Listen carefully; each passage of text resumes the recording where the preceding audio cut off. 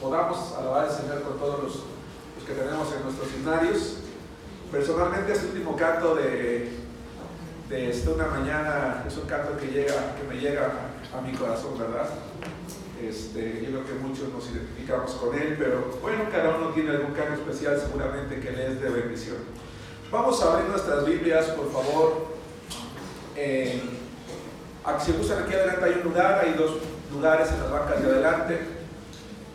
Junto a Pati me parece que hay un lugar también, junto a Pati Moreno en la segunda fila de adelante también.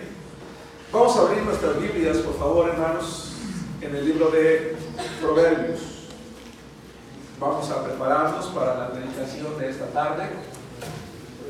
El libro de Proverbios, por favor, capítulo 16. Libro de Proverbios, capítulo 16. Quiero compartir con ustedes, hermanos, el tema número 40 de esta serie de predicaciones ¿Qué dice la Biblia? El tema de hoy se llama ¿Qué dice la Biblia de nuestros proyectos de vida? Y quiero plantearles, hermanos, amigos que nos acompañan, alguna pregunta. Una pregunta, y es la siguiente: ¿con base en qué planeas tu vida? ¿Con base en qué planeamos nuestra vida? Hermanos, ¿con base en qué planeamos, por ejemplo, en qué escuela vamos a estudiar?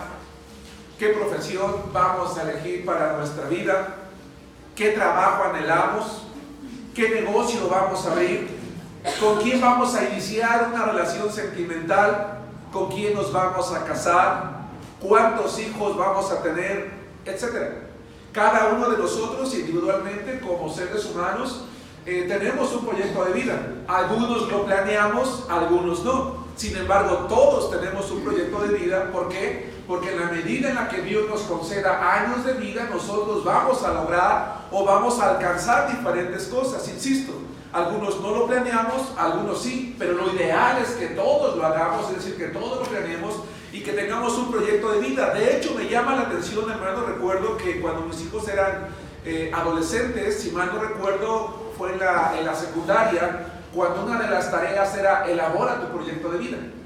Y las escuelas están haciendo esto precisamente, hermanos, porque muchos ya no lo hacen, ya no lo hacemos, vivimos al día. Vamos conforme vamos enfrentando las cosas como se van dando, y por eso encontramos en la vida, hermanos, muchas personas que lamentablemente nunca logran nada, nunca alcanzan nada porque no esperaban nada, porque no tenían un proyecto de vida. Pero la palabra de Dios dice que Dios quiere que nosotros tengamos proyectos de vida, y cuando menos los cristianos debemos de plantearnos esta pregunta: ¿con base en qué planeamos esos proyectos de vida? La Biblia dice que los hijos de Dios debemos de escuchar o de aprender a escuchar lo que la palabra de Dios dice, que no pasemos por alto algunos consejos, para que con base en ello Dios pueda bendecir nuestros proyectos y nosotros podamos alcanzarlos en la medida en la que estos estén dentro de su voluntad. Y el día de hoy, hermanos, vamos a estudiar tres cosas. Primero que nada, que dice la Biblia de nuestros proyectos de vida. Punto número 1, que debemos de considerar tres cosas. Hermanos, la palabra de Dios dice en el libro de Proverbios, capítulo 16, versículo 3, lo siguiente. Hermanos, cuando tenemos un proyecto de vida, un plan a largo plazo, implica que vamos a invertir recursos y que vamos a invertir tiempo. Y si vamos a invertir recursos y vamos a invertir tiempo, necesitamos tres cosas. 1, la oración. Proverbios 16, 3. Encomienda a Jehová tus obras. La palabra obras es una palabra hebrea, masé, que significa logros, negocios, trabajo, propósito. Es decir, lo que el autor de Proverbios nos está diciendo es que cada uno de los hijos de Dios debemos de encomendar, es decir, debemos de darle a alguien, debemos de confiarle a alguien, o debemos de buscar a alguien nuestros logros, negocios, trabajo, proyectos, propósitos, etc. Hermanos, encomendar significa, ¿cómo puede una persona encomendarle algo a Dios? A través de la oración. Porque la oración es el medio que Dios nos ha dejado, es la línea abierta las 24 horas del día, a través de la cual nosotros podemos comunicarnos directamente con Dios. Y si nosotros encaminamos, dice la palabra de Dios, o encomendamos, a Jehová nuestros logros, negocios, trabajo, proyectos, etcétera, propósitos, dice la segunda parte del versículo 3 lo siguiente: y tus pensamientos, ¿qué dice?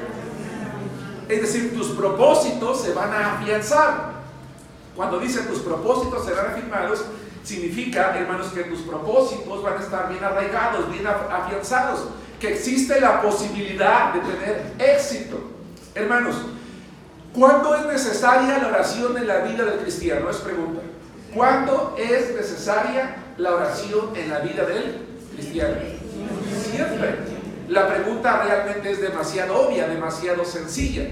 La oración siempre es necesaria en la vida del cristiano. Sin embargo, cuando se trata de los proyectos de vida, es decir, de esos asuntos en los cuales vamos a invertir, como dije hace rato, el tiempo, los recursos o la vida, entonces la oración es mucho más necesaria, es completamente indispensable, es relevante sobre todas las cosas, porque cuando como cristianos oramos, hermanos, nos colocamos en la perspectiva de Dios. ¿Qué significa esto?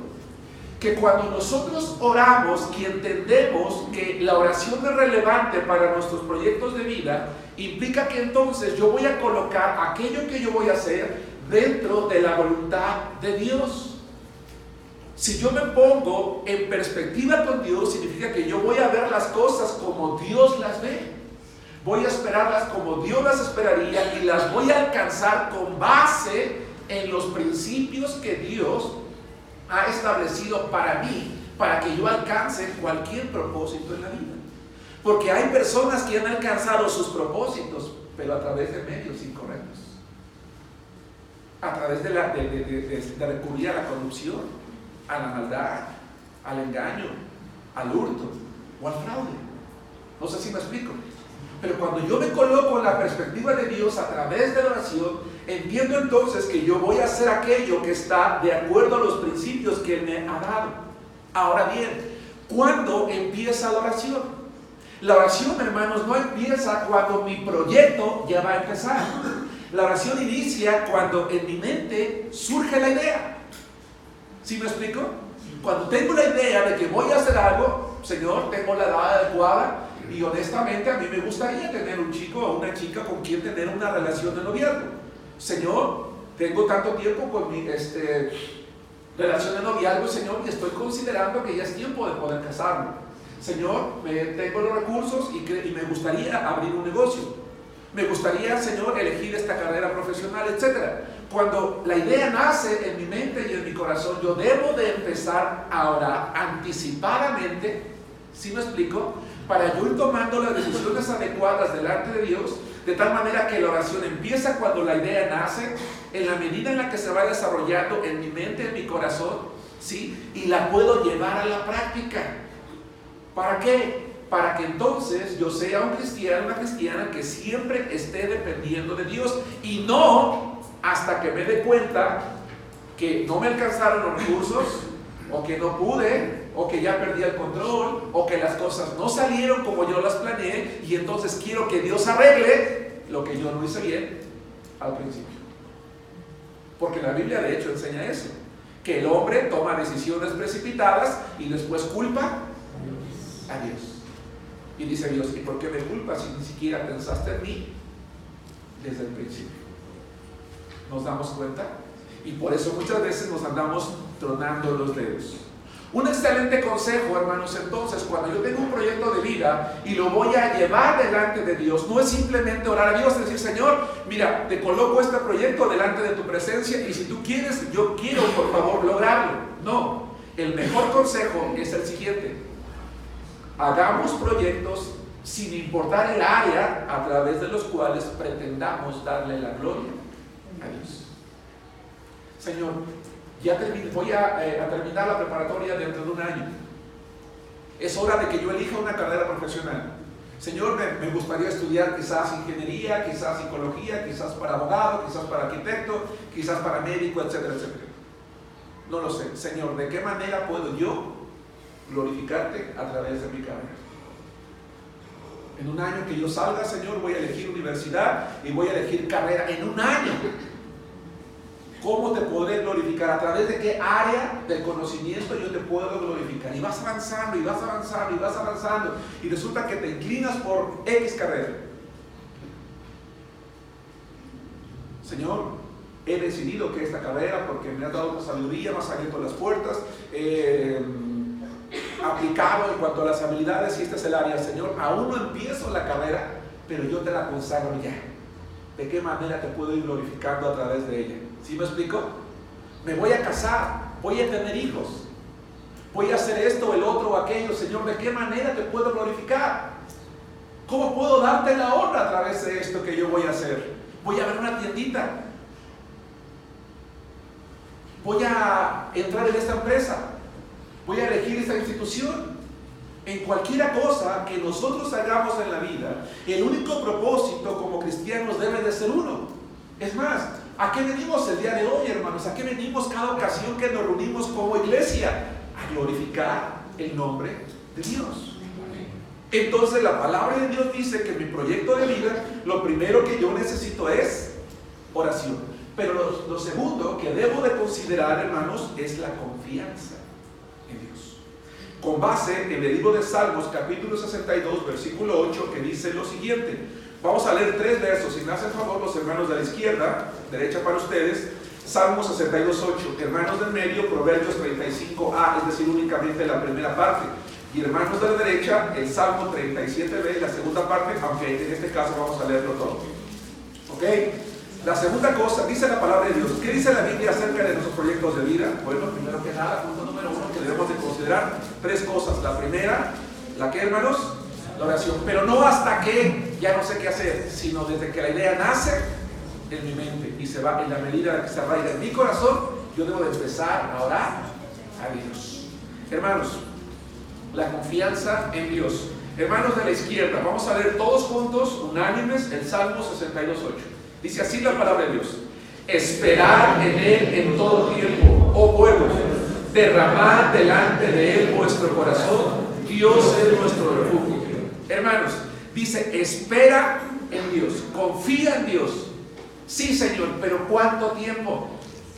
A veces nos cansamos de orar. Señor, pero es que ya llevo 1 año orando, ya llevo 2 años orando, y parece que a ti no te interesa de mi vida. No, mi vida no. Dice, espera en Él en todo tiempo. Derrama, mientras esperas en Dios, dice, derrama delante de Él, ¿qué?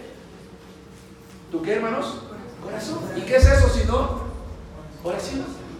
Recuerdo todavía hace como 3 o 4 años, el pastor Luis nos dio una serie de oraciones, una serie de clases dominicales de la oración. Y en el primer tema que él nos dio, nos dijo que es la oración. Y él decía que la oración es derramar nuestro espíritu o nuestra alma delante de Dios. Eso es oración. Porque cuando yo oro, aprendo a confiar en Dios. Ahora, ¿qué es confiar, hermanos? Eso es algo que vamos a ver en un momento más. Confiar implica creer absolutamente. Hermanos del medio, Proverbios 35a, hasta donde está la coma. 35. Perdón, Proverbios 3:5. Proverbios 3:5a, la primera parte, es decir, hasta donde está la coma. Proverbios 3:5, gracias. Dice así la palabra de Dios: fíjate de Jehová de todo tu corazón. Fíjate de Jehová, ¿qué dice? Sí voy a orar, pero sí voy a confiar en Dios, pero también voy a buscar esto. Sí voy a confiar en Dios, pero por si las dudas, no. O confío en Dios o no confío en Dios. ¿Sí me explico? Confiar es confiar literalmente. Hermanos de la derecha, vamos a leer todo el verso 37:5. ¿Estamos listos? Dice así la palabra de Dios: encomienda a Jehová tu camino y confía en Él y Él hará. Hermanos, seamos honestos, seamos sinceros. Habrá ocasiones, jóvenes, señoritas, hermanos, en la que los proyectos de vida se van a realizar muy fácilmente. Pero hay otros que van a requerir muchos esfuerzos, que derramemos muchas lágrimas, que nos desvelemos muchas horas, que invirtamos muchos recursos y que esperemos mucho tiempo. Y con toda honestidad, hay algunos que probablemente no los vamos a poder llevar a término. Pero eso no implica, hermanos, que Dios está en contra nuestra. Eso no implica que Dios no nos ama. El que no podamos aterrizar algún proyecto no significa que a Dios no le importe en nuestra vida. Simplemente quizás o no era el momento apropiado, el tiempo adecuado, o quizás Dios tiene algo mejor y algo diferente, hermanos, para nosotros. Especialmente porque hay ocasiones en ciertos proyectos de vida en los cuales surgen factores que uno no puede prever. ¿Sí me explico? Y que en virtud de ello, pues hay situaciones que no se van a dar. Hermanos, quiero comentarles un testimonio. Hace algunos años, unos compañeros de trabajo y yo pusimos un despacho. Este despacho se iba a dedicar a la asesoría financiera y nuestra fuente de ingresos era el prospectar entre las empresas, ¿verdad? Para realizarles estudios financieros, estudios de mercado, conseguirles el financiamiento en los bancos para que con base en ello ellos pudieran llevar a cabo sus proyectos. Nos juntamos 4 amigos, constituimos una empresa, ¿verdad? Y los 4 reuníamos varios años de experiencia en diferentes áreas que se requerían en este aspecto. Teníamos un amigo, un socio. Él había sido ejecutivo de cuenta durante muchos años, gerente de sucursal, y tenía una muy buena cartera de clientes. Teníamos a un socio que él había sido ejecutivo en banca empresarial, que ya tenía buenos contactos. Teníamos otro socio que había estado en comités de crédito, que conocía muy bien la parte, ¿verdad?, de la estructura, y su servidor, que yo era especialista en la cuestión del análisis financiero. El problema es que instituimos nuestra sociedad anónima, invertimos recursos, creímos que nos iba a ir muy bien, pero ¿qué creen, hermanos? La banca en ese tiempo decidió cerrar los recursos. Se secó el mercado.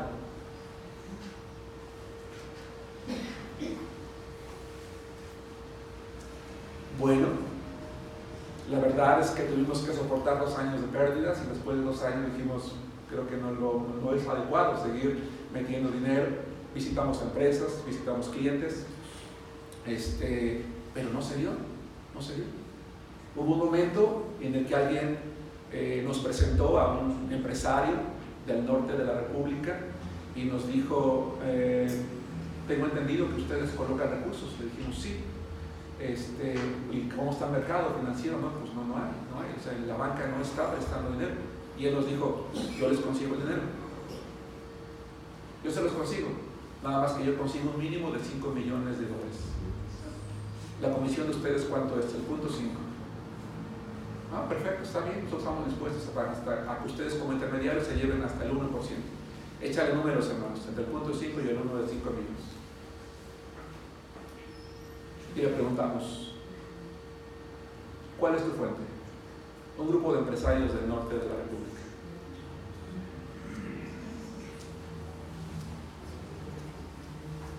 Y se tengo entendido que no han colocado nada. No hemos colocado nada. Conmigo van a colocar hasta 50. Un mínimo de 5, un máximo de 50. Pedimos las gracias y dijimos hasta luego. ¿Pudimos alcanzar nuestro proyecto? Sí podíamos haber alcanzado nuestro proyecto, hermanos, pero no era a través del medio adecuado. Y cuando yo confío en Dios, quizás en el camino se pueden abrir buenas oportunidades. Volteen adelante. Quizás en el camino se pueden abrir, hermanos, buenas oportunidades. Pero yo le había dicho a mis amigos, no, yo soy cristiano y yo no le entro esto. Nosotros pusimos una buena empresa y la condición desde el principio fue ir por la derecha. Si ustedes quieren ir, yo no voy. Un amigo dijo, si tú no vas, entonces no vamos. Bueno, yo lo respeté, ellos me respetaron. Ten cuidado, hermano, hermana, joven, señorita, porque cuando tú y yo tenemos proyectos de vida, el enemigo también abre puertas, porque tiene el poder de abrir puertas. Y a veces creemos que son de Dios. Dios nunca te va a abrir una puerta que vaya en contra de sus principios. Nunca te va a poner un chico que va en contra de su voluntad. Nunca te va a ayudar a establecer un negocio que te corrompe o que te hace llevar dinero a tu casa que no es bien habido. ¿Qué es confiar? ¿Qué es la confianza? La confianza elimina la duda y evita la tristeza y la frustración. Porque, hermanos, qué frustrante es invertirle mucho a algo y que no se dé, ¿no es cierto? ¿Quién de aquí no ha sufrido frustración en algún momento, hermanos? Si somos honestos como cristianos, muchos lo hemos vivido. Y qué frustrante es la frustración, ¿no? Hermanos, pero la confianza en Dios elimina la duda y evita la tristeza y la frustración. No nos enojemos, hermanos, si alguien, especialmente que no es cristiano, logra sus proyectos antes que nosotros, o incluso mucho mejor que nosotros. Nosotros aprendamos a qué, hermanos, a confiar en Dios. La tercera cosa dentro de este primer aspecto, debemos de considerar la oración, debemos de considerar la confianza, pero también debemos de considerar la paciencia. Con base en el libro de Salmos, capítulo 27, versículo 4. La pregunta en esta mañana, hermanos, es: ¿con base en qué tú y yo planeamos nuestros propósitos de vida? Vamos a ponernos de pie y vamos a dar lectura fuerte, unánime, al Salmo 27, 14. Para ver que la tercera cosa que tenemos que considerar es la paciencia. Dice así la palabra de Dios en el Salmo 27, 14. Todos juntos: aguarda a Jehová, esfuérzate y aliéntase tu corazón, sí, espera a Jehová. Tomen asiento. Hermanos, paciencia es la capacidad de esperar en medio de la prueba, pero durante un tiempo largo. Y cuando hablamos de un tiempo largo, hablamos de algo muy largo, es decir, de mucho tiempo. La paciencia es una de las cualidades que no son comunes en algunos seres humanos.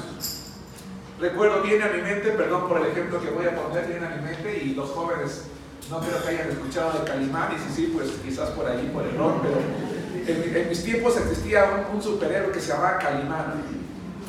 Y Calimán tenía a un socio, ¿verdad?, que era Solino, y le decía: serenidad y paciencia, mi querido Solino, serenidad y paciencia. Los de mi tiempo se acuerdan de Calimán, ¿verdad?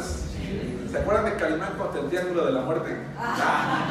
Luego les platico una anécdota que armamos en la secundaria con estos hermanos que casi me corrían, pero bueno, el punto es que Calimán decía serenidad, serenidad y paciencia, Solín.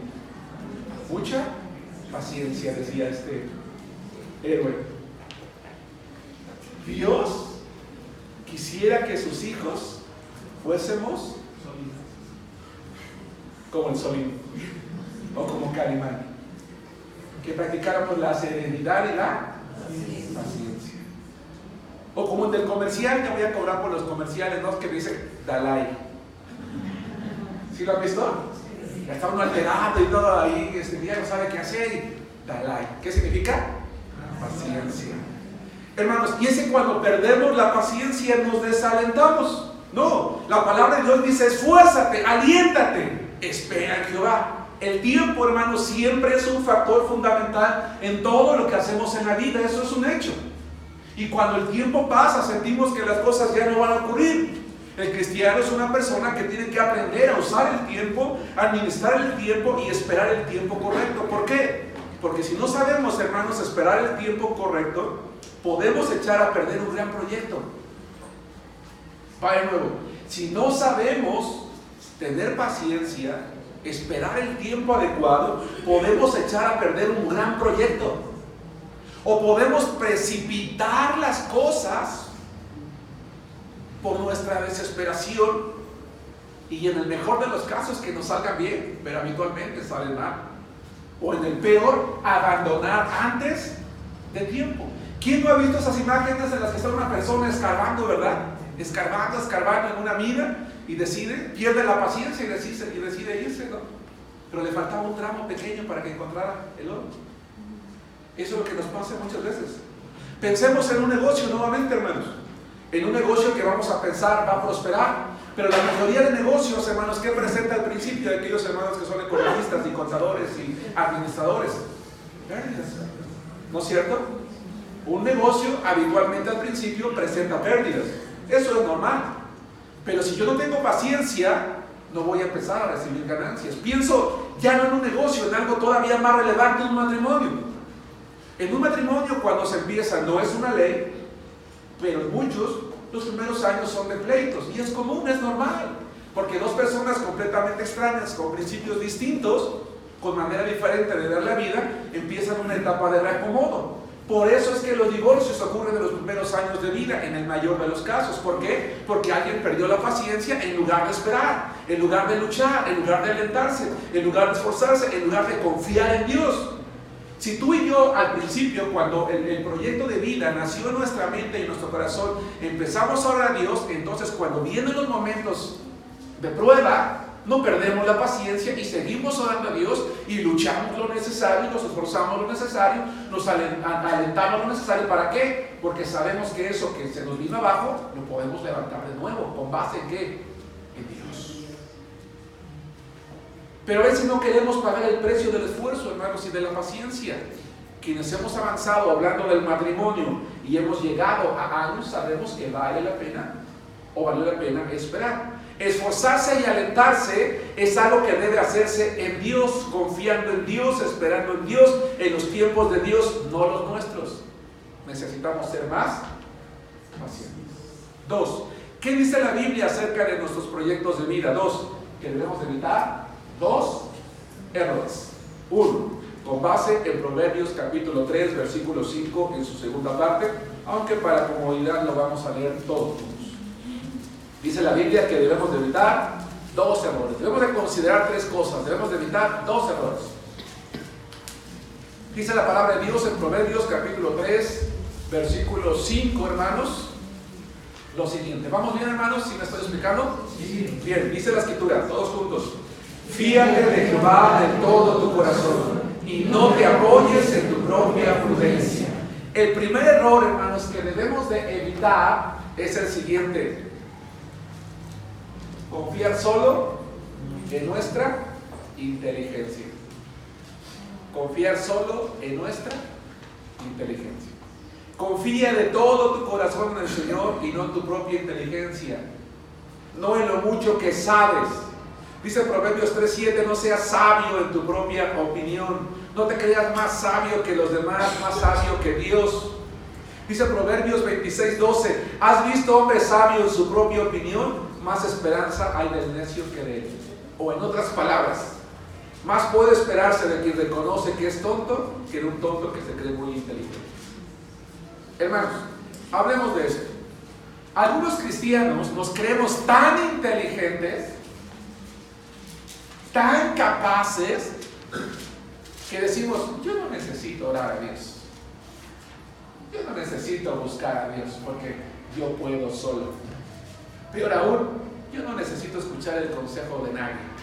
Yo por eso estudio, por eso trabajo, por eso tengo, por eso hago, por eso soy. Y nos consideramos como la persona que está al frente. Yo puedo, porque yo sé.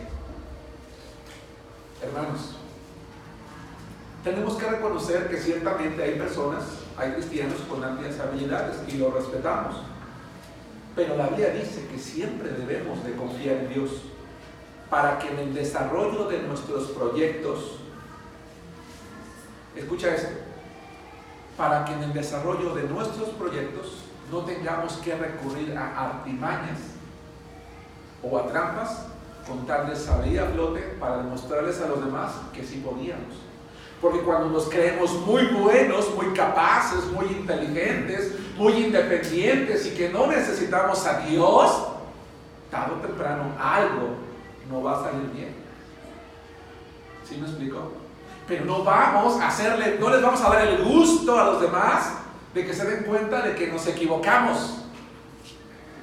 Y entonces empezamos a recurrir a cosas que no son correctas. Hermanos, si alguno de nuestros proyectos de vida ha de funcionar, será porque dependimos siempre de Dios, no de nuestra inteligencia, no de nuestras habilidades, no de nuestras capacidades. sino que más bien todas ellas las colocamos en las manos de Dios para que al final la gloria sea de ¿quién? De Dios. Por eso al principio decíamos que en todo proyecto de vida, pequeño o grande, algo que yo debo tener en mi mente que es, ¿de qué manera voy a glorificar a Dios? Con esto. Y si eso ocurre, entonces no me voy a glorificar a mí mismo con mis capacidades. Oye, qué bueno que lograste esto. Sí, mira, pues es que pues yo soy capaz. Yo conozco, ¿no? Pues he hecho muchas cosas y francamente pude hacerlo mejor, pero hasta aquí lo dejé nada más. No. Siempre hay que darle la gloria a Dios. 2, el segundo error que debemos de evitar. ¿Alguien ha escuchado esta frase? ¿Qué podría salir mal? ¿Qué podría salir mal? Vayan conmigo al libro de Proverbios, capítulo 19, versículo 21. Libro de Proverbios, capítulo 19, versículo 21. Dice así la palabra de Dios en Proverbios, capítulo 19, versículo 21. Volviendo al ejemplo de hace rato, hermanos, el negocio o la empresa que abrí con los amigos. ¿Qué podía salir mal? Acumulábamos la experiencia, el conocimiento, teníamos a la cartera de clientes, los contactos en las instituciones bancarias, amigos que habíamos nosotros conocido. ¿Qué podría salir mal? Bueno, ni siquiera pudimos colocar un crédito. Y cuando yo miro en retrospectiva, yo me pregunto, si ese negocio hubiese fructificado tanto como lo habíamos aparentemente proyectado, porque calculábamos nosotros ganancias impresionantes, mi pregunta es, ¿habría yo aceptado ser pastor? ¿Estaría yo aquí sirviéndole a Dios? No lo sé. No lo sé sinceramente. Pero al final de cuentas prevaleció una cosa, hermanos. ¿La voluntad de quién? De Dios. Vamos a ver lo que dice la Biblia en Proverbios 19, 21. Muchos pensamientos hay en el corazón del hombre. Tú y yo podemos hacer todos los planes que queramos, mas el consejo de Jehová.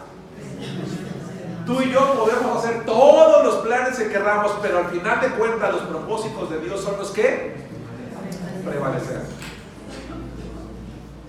Y si al final de cuentas los propósitos de Dios son los que van a prevalecer, ¿por qué entonces no mejor desde el principio me pongo en sus manos para que los propósitos los alcance de manera mucho mejor de lo que yo con mis habilidades lo hubiera alcanzado? Una de las mejores maneras de salir adelante en algún proyecto, hermanos, es tratar de prever en la medida de lo posible, porque no siempre se puede, prever cosas que pudieran retrasarnos.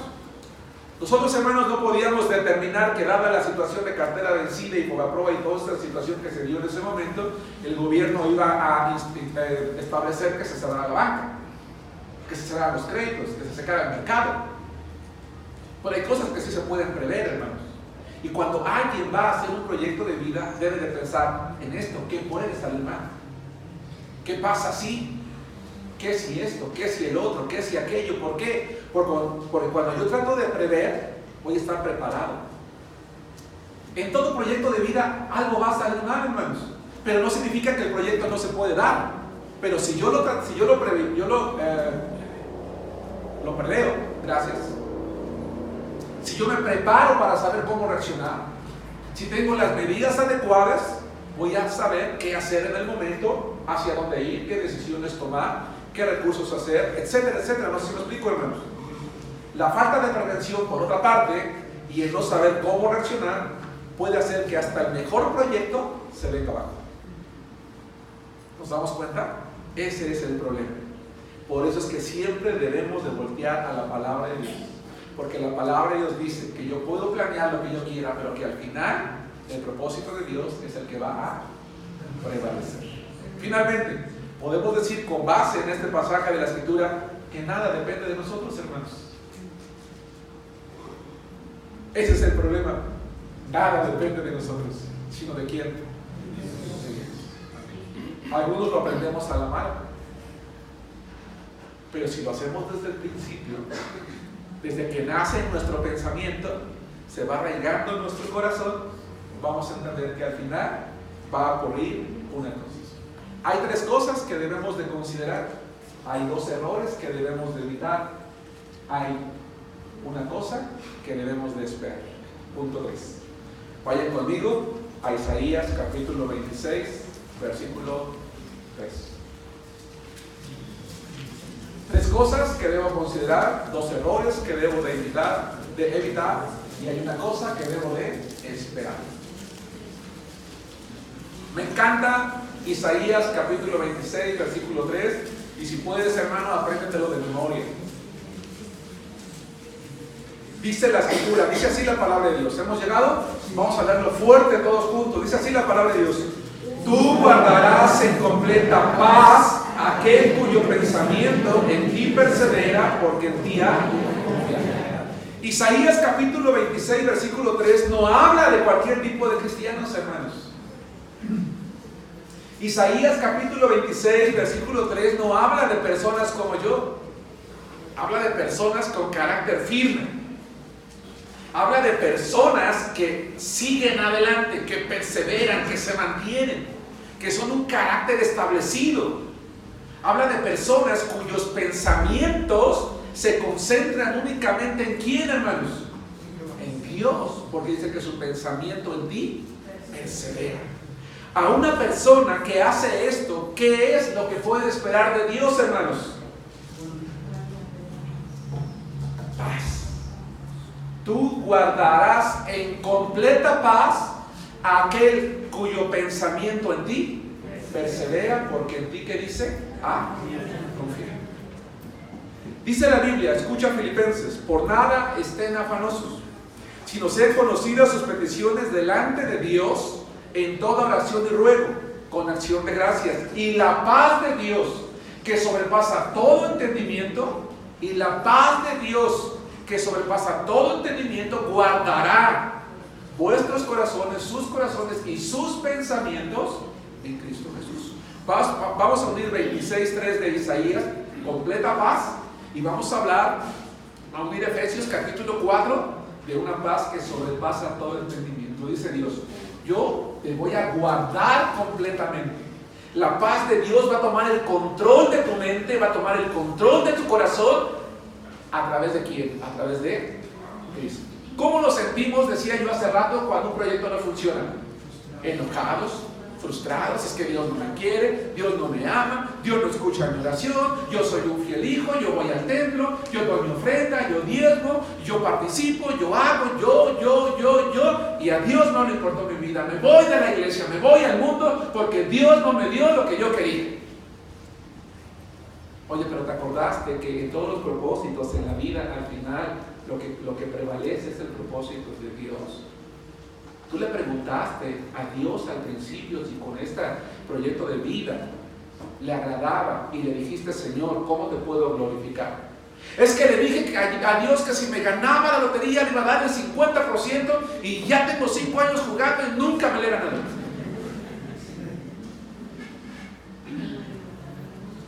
Y yo te voy a decir una cosa: más allá de juzgar si debes jugar a la lotería o no, que no se debe hacer, vamos a pensar que se puede, que no se puede. ¿Cómo sabemos si yo realmente le voy a dar el 50% de lo que me saque de la lotería a Dios, hermanos? ¿Se puede saber? No, sí se puede. Como decía el expresidente, ¿no? Te lo firmo y te lo... No, sí se puede. ¿Sabes cómo? Cuando un cristiano promete, tú puedes saber si va a cumplir o no, porque en el pasado ya está cumpliendo. Pero si me cuesta darle a Dios el 10% de mi salario y todavía le pregunto por qué me roba, pues no le voy a dar el 50% de lo que me gane de la lotería. ¿Sí me explico? Entonces, ¿por qué muchas veces algunos proyectos no ocurren? Simplemente porque lo único que pensamos fue en glorificar a Dios. Ahora, no estoy diciendo que sea la razón. Hay cosas que no ocurren, como dije hace un momento, porque no era el momento, no era el tiempo, no porque tú y yo seamos malos, no. Habrá algún propósito. Pero si yo desde el principio digo: Señor, yo me voy a sujetar a tus propósitos y a tu voluntad, cuando ese proyecto no funcione, voy a estar tranquilo. Oye, hermano, ¿y cómo estás? Mira, no sabes cuánto lo siento, sé que invertiste, sé que echaste ganas, pero no sabes tu proyecto. ¿Cómo estás? Oye, bien, tranquilo, pensando en el siguiente. Oye, perdón. Sí, estoy bien, estoy tranquilo. Oye, pero mira, y que esto y el otro. No, estoy tranquilo, no hay problema, no pasa nada. Si no fue la voluntad de Dios en este, pues será en el siguiente o en el otro, aquello. No pasa nada, no hay ningún problema. Oye, pero ¿por qué lo dices con tanta seguridad? Porque yo desde cuando nació el proyecto en mi mente, lo puse en las manos de Dios y yo le pregunté a Él que si con este proyecto yo iba a glorificar, entonces que Él lo llevara a término. Pero que si no me enseñara entonces su propósito. Y yo estoy dependiendo de Él. La preocupación, la desesperación y la ansiedad son resultado del miedo, del temor a no poder lograr aquello que buscamos. Y son males que llenan nuestra mente. Pero cuando lo pongo en las manos de Dios, no termino en ansiedad ni en frustración. Dios no quiere que vivamos así. Dios quiere que seamos felices. Y Él nos ofrece una cosa, hermanos, que nos puede esperar al final del proyecto y durante todo el proyecto. ¿Qué es, hermanos? Paz. Una paz que sobrepasa a todo entendimiento. Pero no llega sola. Llega a la mente, al corazón, a la vida de aquellos que con carácter firme se mantienen en Dios, sostenidos en Dios, confiados en Dios, cuyos pensamientos únicamente están dirigidos o gobernados ¿por quién? Por Dios. Tú guardarás en completa paz a aquel cuyo pensamiento en ti persevera, porque en ti a confiar. ¿Están de acuerdo conmigo en que no nos incluye a todos? ¿Sino qué? ¿Aurelia? Persevera. De carácter firme. El profeta Isaías habla de una paz completa, de una paz interior, exterior, con Dios en todo momento y en toda circunstancia. Conclusión: Dios ama a sus hijos y Él está dispuesto a estar con nosotros, hermanos, en todos nuestros proyectos de vida. Pero Él quiere que en todos nuestros proyectos de vida sea el primero que sea tomado en cuenta. Que Dios los bendiga.